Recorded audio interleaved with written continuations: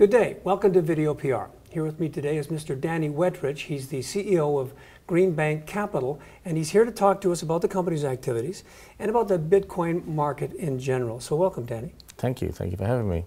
Now, you've been on a road trip across Canada. You've been to Toronto, Montreal, Calgary. You're now here in Vancouver. Must be getting a little bit of jet lag here. But as far as I know, GreenBank is the first company to really get seriously involved in the Bitcoin market.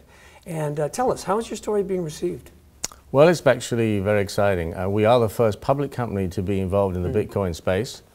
And we've established two subsidiaries, that one of which is going to be investing purely in Bitcoin as a long-term investment, and one which will invest in Bitcoin startups.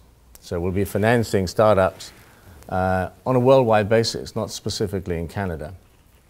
And Bitcoin is a very exciting space. There's been a lot of talk about it, a lot of people getting into the space, and it's generated a lot of interest. You know, we had a meeting yesterday afternoon. There were 110 people in the room, and there was a lot of excitement. Yes, I was there. It was full. Yeah, it was full. Now, you mentioned that it is global, of course, and yes. So it's not just local to Canada, but right. This is where you are.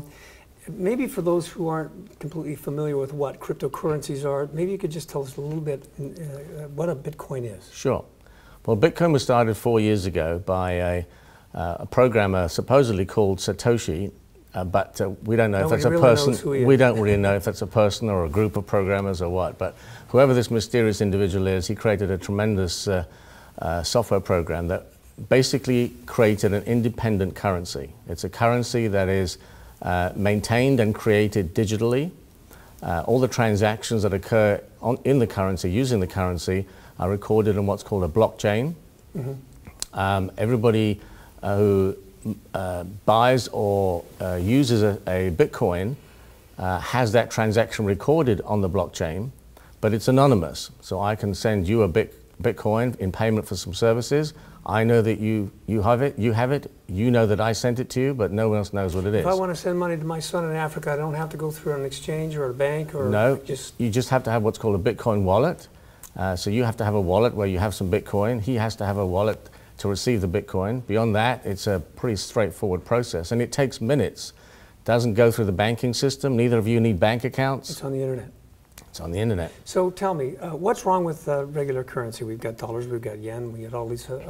Why cryptocurrency? Well, paper currency is a problem. You know, governments pay off debt by printing paper. Inflation. Inflation. You know, the dollar in our lifetime, certainly my lifetime, has dropped by 95%. Wow. You know, that's a serious hit to your purchasing power. Bitcoin is not affected by any government or central bank money printing. So it's a safe haven for inflationary currencies. That's a big deal. The other factor is that Bitcoin has the advantage of, in most cases, not being in a position of being part of the currency control mechanism. So, for example, if you're a Chinese citizen and you want to send some value to your cousin in California, you can do so by simply having a wallet, even on a mobile phone, and sending that Bitcoin to him. It bypasses all the currency control systems because it's not regarded by the Chinese government as a currency they need to regulate. And that's a pretty interesting scenario. Yeah. The other major thing is that there are millions and millions of people worldwide who do not have a bank account. Right. You don't need a bank account to have a Bitcoin transaction. You need a little app and need a mobile phone. That'll do it. Well, it'll be really interesting to see how the market evolves and grows. Now, you said, excuse me, before that you were investing in startups. Yes. And I see that there's a press release that you recently took a position in Sovereign Exchange International, for example. Right. Tell me about that and what other acquisitions or other things you think that you'll be investing in.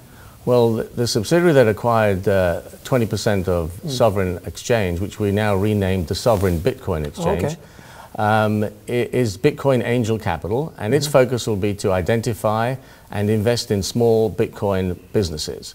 We will incubate them, we will nurse them along, we'll provide them the capital and some of the management expertise that a lot of them may be missing, and help them grow to a certain level that we can then maybe one day take them public if they're very successful.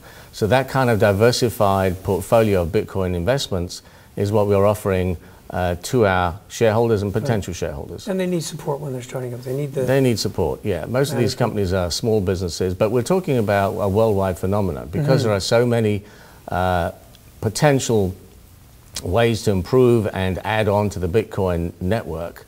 There's a whole slew of exciting new businesses that are coming up, and most of them are being created and designed by young guys who need some business experience and some help. The entire Bitcoin thing is a startup. It is, in many ways, but it's a phenomenon because it's been in existence for 4 years, and has increased in price every single year by 10 times, which is extraordinary.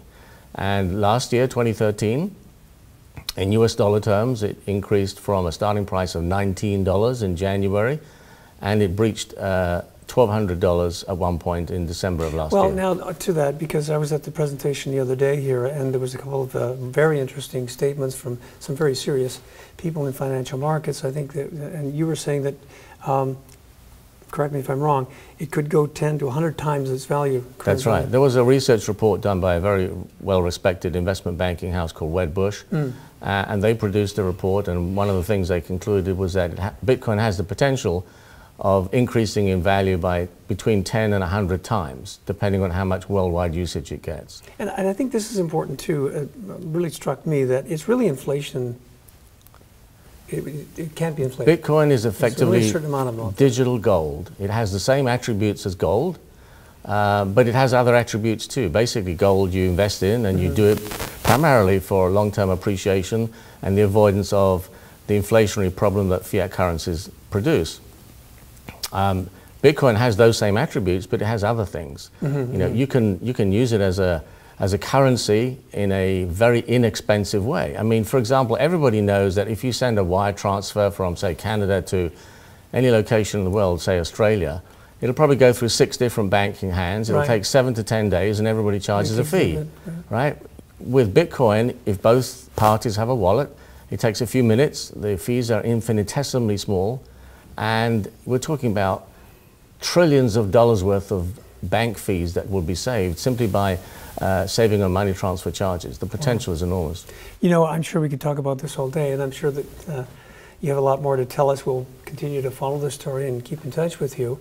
You're going to be going to the resource conference here this weekend? Yes, we have a booth at the resource conference in Vancouver, and we'll be there for a couple of days and hope to meet and greet a lot of current investors and new investors. All right. Any more stops along the way before you get back home? No, I think we're done with the tour. I mean, I've been on a plane and multiple cities for a while, so I'm trying to explain to a lot of investors what Bitcoin's about and how GreenBank fits into it. We think we have a very exciting investment proposition. We're in fact raising $5 million in a convertible debenture offering to accredited investors, and also pointing out to those investors who aren't accredited that if they want to get into the Bitcoin space, we offer an opportunity to do so. They can simply buy our stock. We're listed on the CSE, our symbol is GBC, and that's a very easy way to get into the space. Well, great. Well, thank you for this. Thank you. I enjoyed it. We'll keep following the story, and if you want to know more information about GreenBank and the Bitcoin market, GreenBank, the website is? GreenBankCapitalInc.com. We'll put it along the bottom here. Thank you very much for your time, and yours as well. Thank you very much. Bye-bye.